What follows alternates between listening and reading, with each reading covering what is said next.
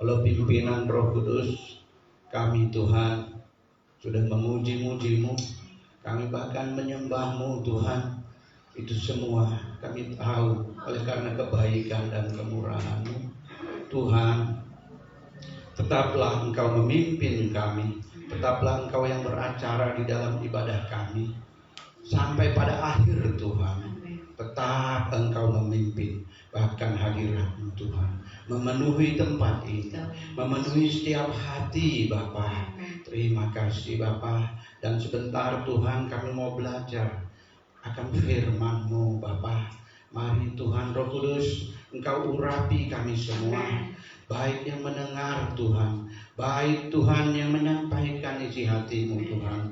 Engkau urapi tidak terkecuali Tuhan, dengan urapan-Mu yang luar biasa, yang senantiasa baru Tuhan. Terima kasih Bapa. Kami mau sambut firman-Mu hanya di dalam nama Tuhan Yesus Kristus. Kami percaya dan kami sambut firman-Mu. Haleluya. Kita sama-sama katakan amin. Shalom.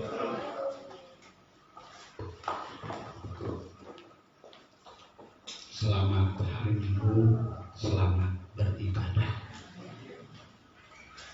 Kita akan belajar firman Tuhan.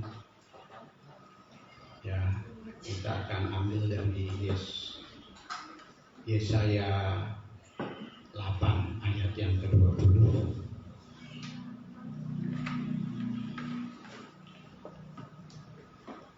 Yesaya 8 ayat yang ke-20.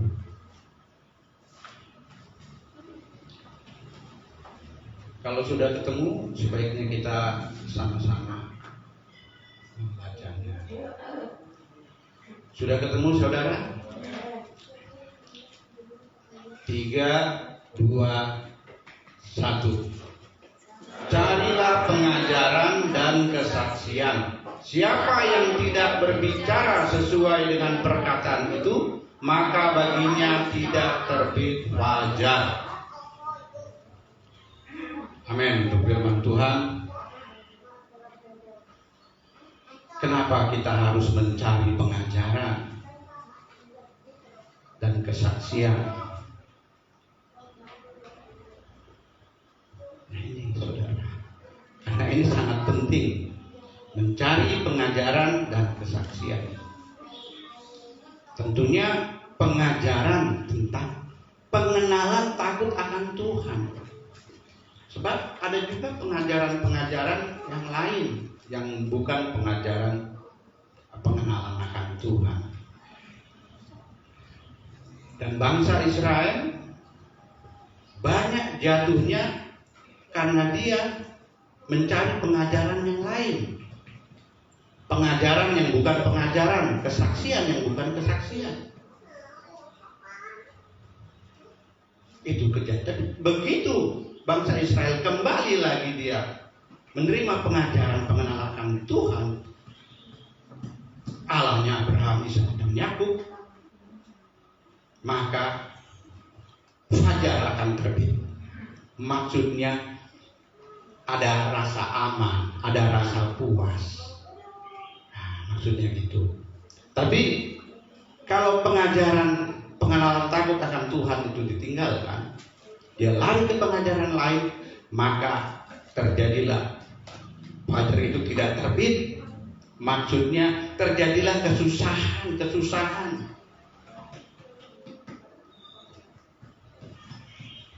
Jadi kayak bangsa kita juga, mengapa pengajaran itu begitu pentingnya? Makanya di Indonesia sendiri ada departemen pendidikan ya, sangat penting. Karena awal dari pengetahuan itu adalah takut akan Tuhan. Bukan asalnya, awalnya. Jadi pengajaran itu sendiri sebetulnya artinya suatu petunjuk yang diberikan ya, untuk diturutin, untuk dilakukan. Itu pengajaran. Dan kesaksian sendiri itu adalah hasil daripada pengajaran itu, bukti. Makanya Yesaya, sini Nabi Yesaya ngomong, carilah pengajaran dan kesaksian. Siapa yang tidak memperkatakannya itu, baginya tidak akan terbit fajar. Maksudnya akan terjadi kesusahan bagi kita orang-orang yang percaya kalau kita meninggalkan Tuhan.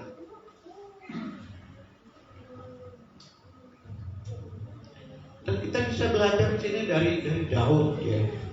Dari Daud, bagaimana Daud sendiri dia mencari pengajaran dan kesaksian.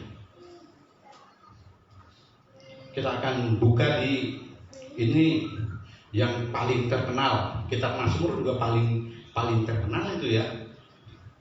Apalagi yang pasal 23. Nah, Mazmur pasal 23 itu kalau di film-film aja itu paling sering muncul ayat itu.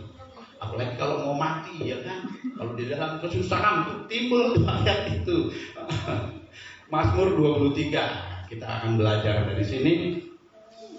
Di Mazmur 23 ayat 1 sampai 6. Saya percaya ini ditulis oleh Daud sebelum dia menjadi raja. Saya percaya ini ditulis Daud waktu dia ada di dalam pelarian.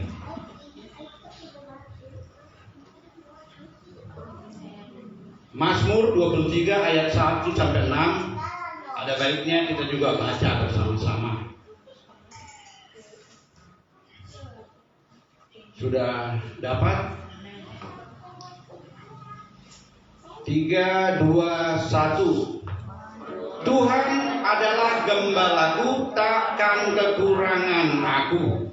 Ia membaringkan aku di padang yang berumput hijau. Ia membimbing aku ke air yang tenang. Ia menyegarkan jiwaku. Ia menuntun aku di jalan yang benar oleh karena namanya.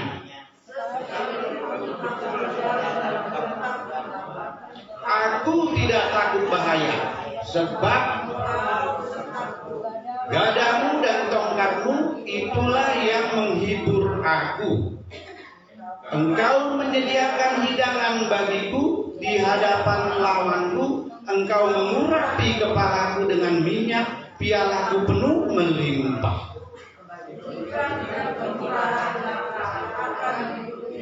Seumur hidupku dan aku akan diam dalam rumah Tuhan sepanjang masa. Ini suatu keyakinan Daud, dia menulis ini ya, karena dia sudah menerima pengajaran. Daud ini menerima pengajaran. Dari mana Daud menerima pengajaran? Pertama dari orang tuanya, ya, dari kedua orang tuanya. Karena kedua orang tuanya adalah orang yang takut akan Tuhan. Jadi kedua, Dia menerima pengajaran sekitar umur 15-16 tahun. Dia sudah diurapi Tuhan melalui Nabi Samuel. Tentu Samuel memberi pembekalan rohani, pembekalan akan pengenalan takut akan Tuhan. Diambil dari kitabnya Musa, ya, dari kesaksian, dari pengalamannya Samuel. Dan Daud ini juga sebagai pendengar yang baik, baru dia lakukan apa yang dia dengar, pembekalan itu dia lakukan, bukan mendengar saja. Ini Daud. Jadi kayak Bapak Gembala juga, banyak sekali memberikan pembekalan rohani kepada kita. Apalagi nih, kayak kemarin ada yang nikah, ya, itu sebelumnya udah dikasih pembekalan untuk berhidup berumah tangga, seperti Juni sama Antoni, ya. Kalau pembekalan itu dilakukan, maka akan terjadi kesaksian, hasilnya, bukti. Itu. Tapi kalau pembekalan itu firman Tuhan itu dikasih sama Pak Gembala, ya, diarahin, ya, tapi kita tidak melakukannya, ya nggak ada hasilnya. Nah, ini Daud, dia pendengar yang baik, dia lakukan, dia buktikan itu apa benar firman itu. Makanya di sini di ayat Mazmur 23 ayat 1-3, Tuhan adalah gembalaku, takkan kekurangan aku. Ia membaringkan aku di padang yang berumput hijau, ia membimbing aku ke air yang tenang, ia menyegarkan jiwaku, ia menuntun aku di jalan yang benar oleh karena namanya. Di sini dia melakukannya, ya. Dia merasa puas. Daud merasa puas. Ya. Ada sejahtera.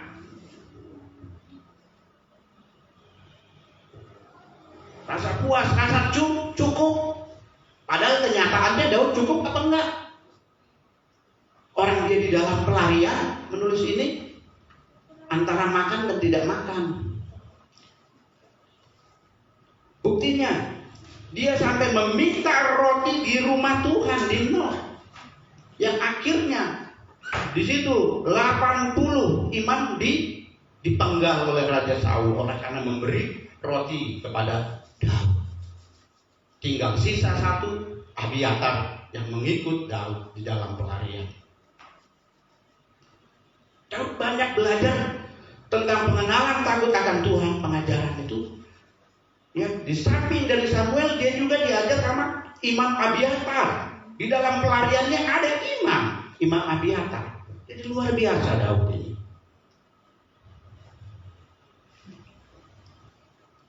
Jadi dia, kalau dilihat di pelarian, namanya kita dikejar-kejar orang, ya kan, boro-boro mikirin makan, minum.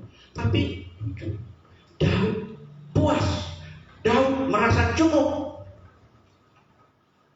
Jadi ukuran takaran itu bukan jasmani. Kalau kita udah pengenalan akan Tuhan, mengenal Allah yang benar. Jadi Daud memberi kesaksian itu dari kesaksian-kesaksian yang didengar dari Nabi Samuel, dari kitab-kitab Musa yang diajarkan sama Samuel, yang diajarkan juga sama Abiatar. Itu dia lakukan, bahwa itu bukan yang puas, itu bukan daging kita, tapi di jiwa kita, di batin kita. Itulah kepuasan, itulah cukup. Daging kita ini tidak pernah merasa cukup. Kita lihat yang kaya, ada nggak merasa cukup? Tetap aja nyari uang terus. Tidak ada kata cukup. Udah punya Mercy, masih juga mau punya pesawat. Itu. Tapi Daud tidak. Sampai dia mati juga, dia tetap merasa puas dan cukup.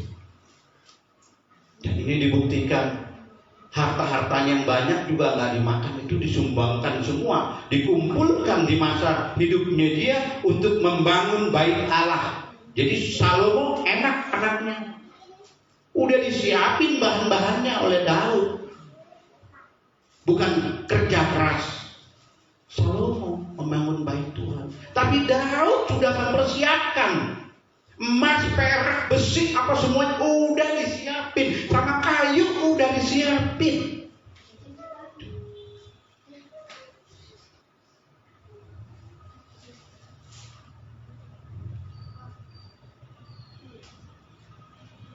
Jadi di Mazmur 1 sampai 23 ayat 1 sampai 3 itu Daud situ menuangkan rasa hatinya bahwa dia puas, bahwa dia cukup oleh karena pengajaran yang daripada Tuhan.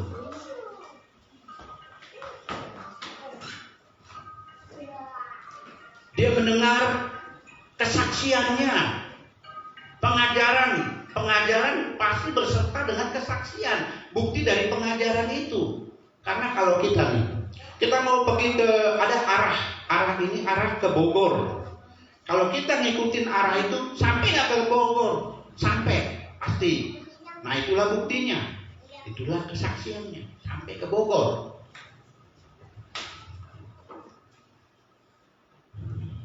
Terus Daud juga merasakan, di samping dia rasa cukup, rasa puas, yaitu sejahtera, yaitu di batinnya, bukan di badan, bukan di jasmani. Kalau di jasmani sih, dia kadang dia juga ya makan juga serba kurang. Tapi Tuhan berikan dia batin yang cukup, batin yang puas.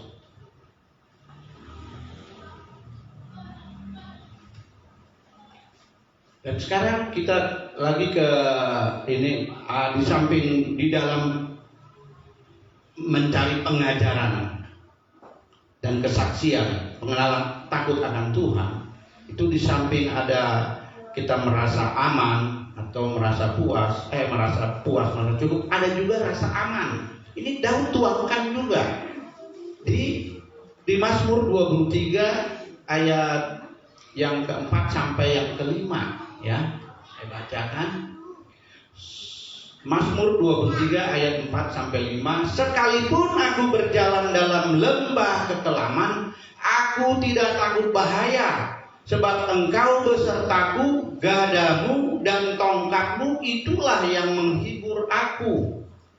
Engkau menyediakan hidangan bagiku di hadapan lawanku, Engkau mengurapi kepalaku dengan minyak, pialaku penuh melimpah.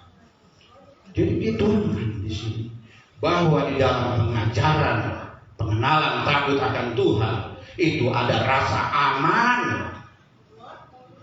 Rasa aman itu berarti damai. Makanya Yesus bilang damai sejahtera. Damai. Padahal kalau kita lihat Daud di dalam pelariannya damai enggak? Tidak. Dia tidak damai. Namanya dia di dalam pelarian itu selama 10 tahun ya pelarian, dikejar-kejar mertuanya Raja Saul. Selama 10 tahun, dari umur 20 tahun sampai 30 tahun. Karena Daud jadi raja umur 30 tahun. Itu ada 16 pelarian dia, 16 dia lari ke kota ini, dia lari ke, ada 16 perjalanan selama 10 tahun ini. Aman enggak? Di dalam jasmaninya tidak aman. Tapi itulah Daud, tapi dia bilang aman. Karena tolak ukur itu sebetulnya damai sejahtera itu ada di dalam batin kita, di dalam hati kita, bukan di luar kita. Biarpun banyak uang kita, banyak harta kita, itu tidak jadi jaminan saudara dan saya ada damai, ada sejahtera.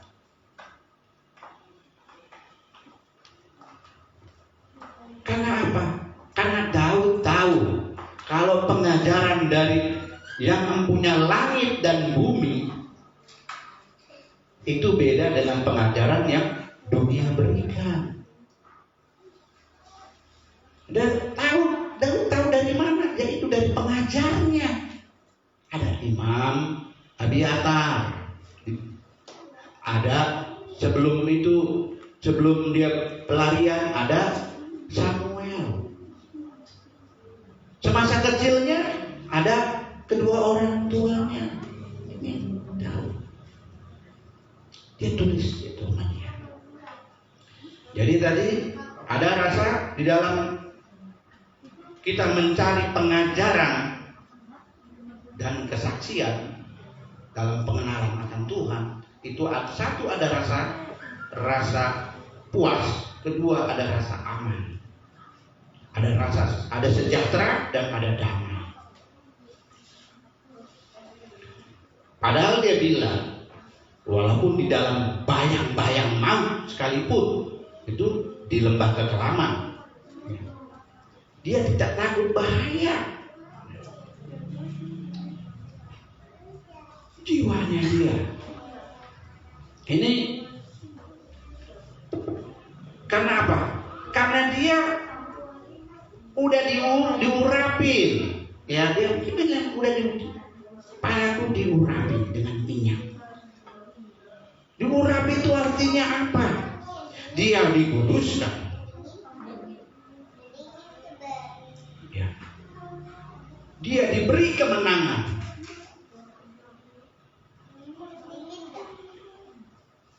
Dia diberi keselamatan. Dan satu lagi, sebagai tanda kesukaan bahwa dia dikenal Tuhan, makanya Roh Allah ada pada orang yang diurapi. Daud. Jadi dia dipimpin oleh Roh Allah. Makanya ada rasa puas, ada rasa aman. Itu yang dirasakan Daud.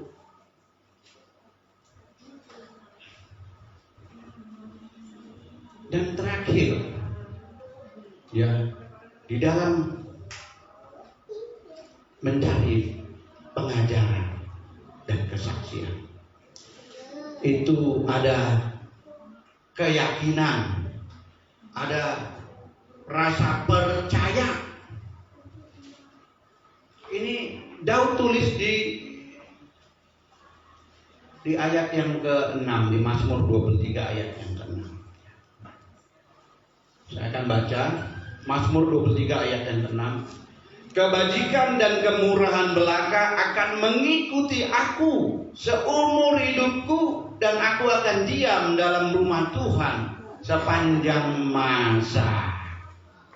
Ini. Jadi Daud yakin. Kenapa dia yakin? Kenapa dia percaya? Dia diajar. Ada pengajaran, yaitu dari Samuel, dari Abiatar, bahwa kalau kamu melakukan firman Tuhan, kamu yakin, kamu percaya, pasti ada hasilnya. Kamu akan tinggal dalam rumah Tuhan sepanjang masa. Ada hidup yang kekal bagi saudara dan saya kalau kita melakukan firman Tuhan. Ini. Inilah di dalam pengajaran. Carilah pengajaran dan kesaksian. Siapa yang tidak memperkatakannya, baginya tidak akan terbit fajar. Maksudnya tidak ada keselamatan, tidak ada surga buat orang yang tidak melakukan firman Tuhan. Jadi ini pengajaran tentang pengenalan takut akan Tuhan.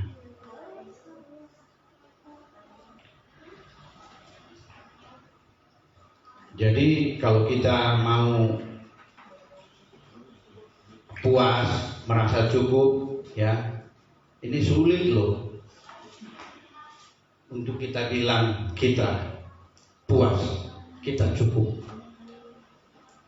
Soalnya hari-hari kita di dalam rumah tangga kadang, wah nggak makan, mana uang kurang, untuk bayar ini kurang, dari mana uang, kerja dong kamu, cari banting tulang, ya.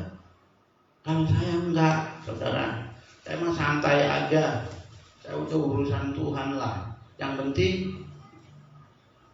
ya saya mencari pengajaran. Ini pengajaran gampang, saudara. Ada Alkitab, ya.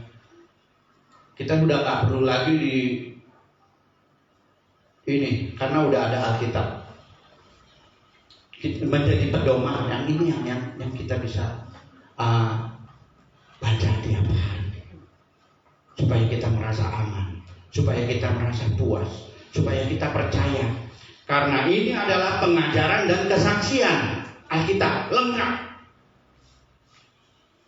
Ada pengajaran dan ada kesaksian. Bukti dari pengajaran.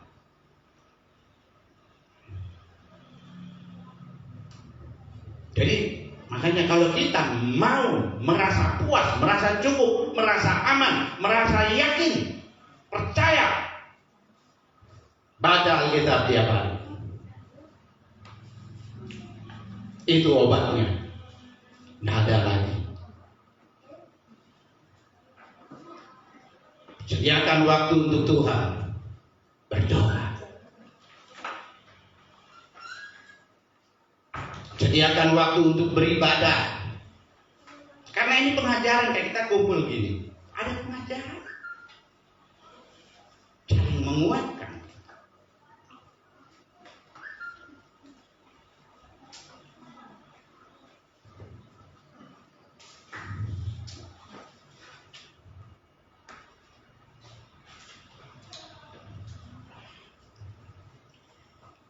Jadi makanya kenapa saya pribadi, ya, anak saya sudah ajarin dari mulai di kandungan. Saya udah ajarkan dia firman Tuhan. Di dalam perut mamanya nih, bagi yang Tuhan udah kasih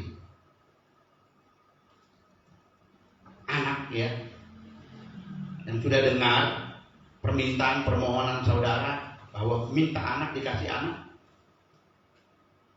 ada. Saya demikian. Mulai saya tahu istri saya hamil, langsung tuh perutnya saya ngomongin tuh, nah, kamu harus jadi anak yang takut akan Tuhan. Bahkan saya udah mulai baca Alkitab dari awal itu. Kayak orang bodoh, tapi saya enggak, saya berpedoman sama Alkitab. Yohanes umur 6 bulan di dalam kandungan ibunya, dia sudah bisa bicara. Buktinya, waktu Maria datang memberikan salam, anak yang di dalam perutnya itu melonjak. Jadi sampai hari ini, tanya ada anaknya, tidak omong kosong. Baca Alkitab tiap hari, tanya. Ada anak saya kebetulan sini yang menjadi kesaksian. Jadi kalau saya pun di bawah, dia bilang, "Papi, baca Alkitab yuk."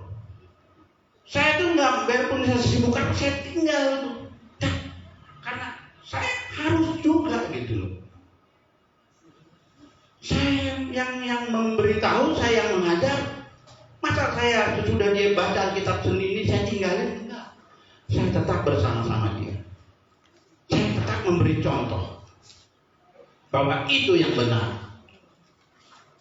Jadi di dalam kemanapun dia, selalu dia ingat akan baca Alkitab. Itu didahulukan dulu. Kalau dia nanti malamnya nggak bisa dia baca, dia sekarang dia harus baca. Baru dia pergi, nanti malam dia pulang, udah nggak baca lagi. Saya percaya dan saya yakin, walaupun saya belum melihat untuk masa depannya dia, Tapi saya yakin dia anak yang diberkati Tuhan. Karena kalau dia tidak diberkati Tuhan, berarti Tuhan bohong. Berarti Tuhan bohong.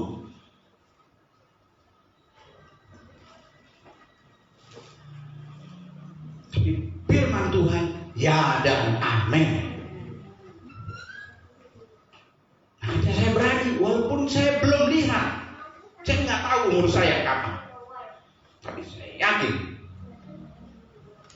ya dia anak yang diberkati Tuhan dan menjadi berkat. Karena kenapa, saudara? Saya melihat, jadi kemanapun anak ini pergi, selalu mata setiap orang tertuju kepada dia. Mau di sekolah juga begitu. Tertuju kepada anak ini. Terus saya cuma bilang, berarti ada pancaran cahaya ilahi di dalam wajahnya. Karena apa? Yaitu baca firman Tuhan, baca Alkitab.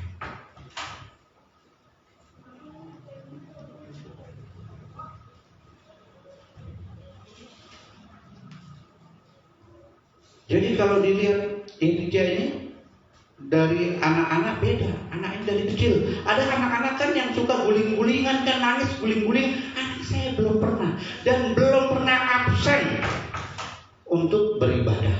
Bayang, dari lahir loh, dari lahir dia ada di dalam kandungan ibunya di rumah Tuhan.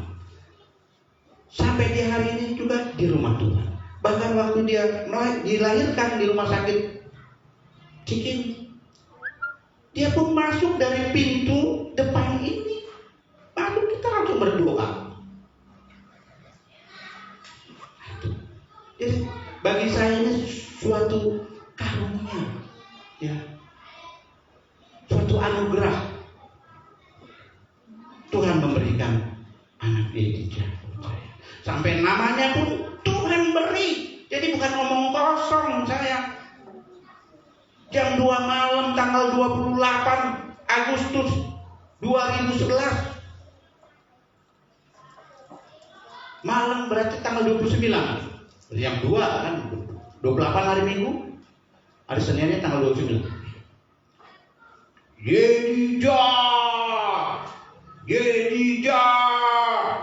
Elijah 3 kali suara itu terdengar di dalam telinga saya. Suaranya besar tapi enak didengar. Langsung saya bangun. Tuhan, kalau Engkau berikan saya anak namanya Elijah. Oh, bayangin, saya nggak tahu dia laki atau perempuan, ya kan? Tapi saya langsung, masa bodoh amat. Pokoknya namanya Elijah, nggak ada embel-embelan, paling ini marganya doang. Itu luar biasa. Jadi bagi saya suatu harta yang nggak ternilai buat saya ini, ya, anak saya. Makanya orang Batak juga kan, anak adalah harta. Yang paling besar itu anak, hartanya. Nggak ada yang lain lagi. Semuanya untuk anak itu di orang Batak begitu. Jadi anaklah kekayaanku.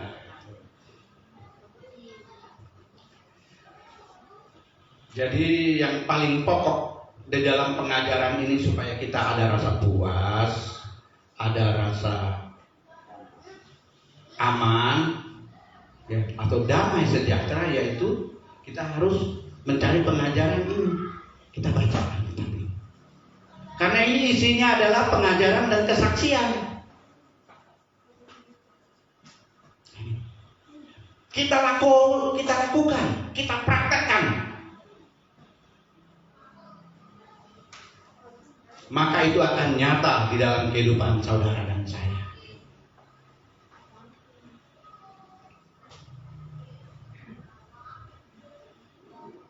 Berbahagialah orang yang kita yang mendengar firman Tuhan dan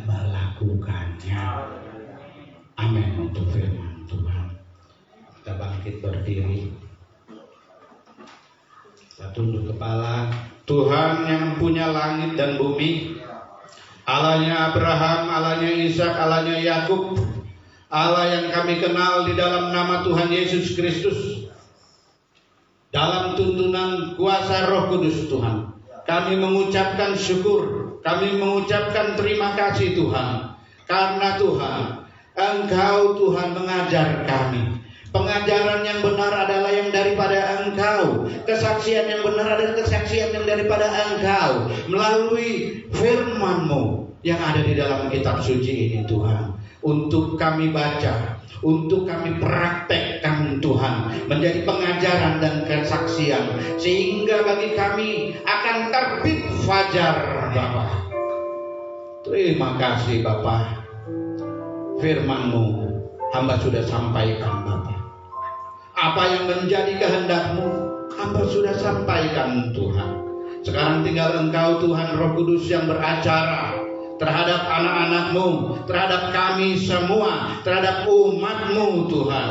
Untuk Engkau yang meneguhkan firman-Mu di dalam hati, pikiran kami Tuhan. Tuhan, kalau Engkau mau Bapa, kami mau Tuhan Engkau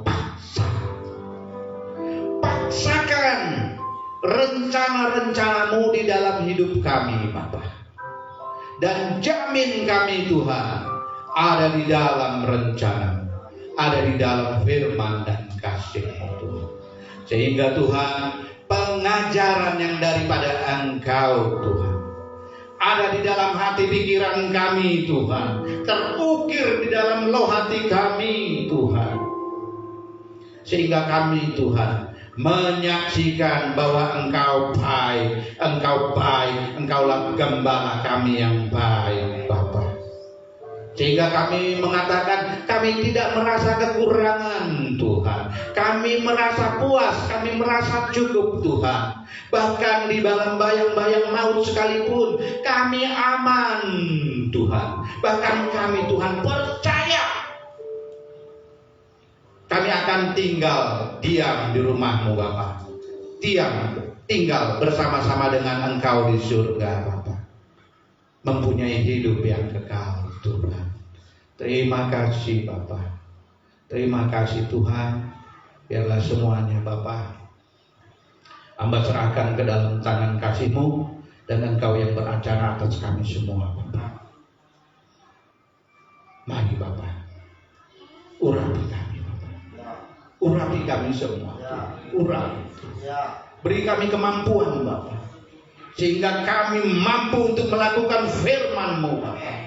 Oleh karena Engkau yang berkuasa, Engkau yang berdaulat, Engkau yang tinggal di dalam hidup kami, Engkau ada di hati kami, berkuasa atas tubuh, jiwa, dan roh kami, baik hati, pikiran, ucapan, tindakan, perbuatan, perkataan kami Bapa. Dan Engkau menjadi gembala kami. Terima kasih Bapa. Tuhan, hamba tidak tahu Tuhan. Mungkin ada Tuhan yang sakit, yang berkekurangan, yang bimbang. Tuhan, mari Engkau yang mengetahui Tuhan di setiap hati apa segala pergumulan apa yang mereka gumulkan. Mari Tuhan, mari Tuhan, ulurkan tangan-Mu Bapa. Biarlah Engkau memulihkan, Engkau menjawab Tuhan segala doa-doa anak-anak-Mu Bapa. Engkau berikan jalan keluar Bapa, sehingga menjadi kesaksian Tuhan bahwa Engkau baik, Engkau benar, Engkau ada Tuhan. Apa yang anak-anak-Mu minta Engkau berikan Tuhan. Terima kasih Bapa. Terima kasih akan firman-Mu. Dan semua ini Tuhan hamba pohonkan hanya di dalam nama Tuhan Yesus Kristus, nama yang berkuasa, nama yang berdaulat yang Kau berikan di bumi maupun di surga. Nama Allah yang perkasa, yang punya langit dan bumi, dalam kuasa tuntunan Roh Kudus. Haleluya, haleluya. Amin. Amin. Puji Tuhan, jemaat dipersilakan untuk duduk.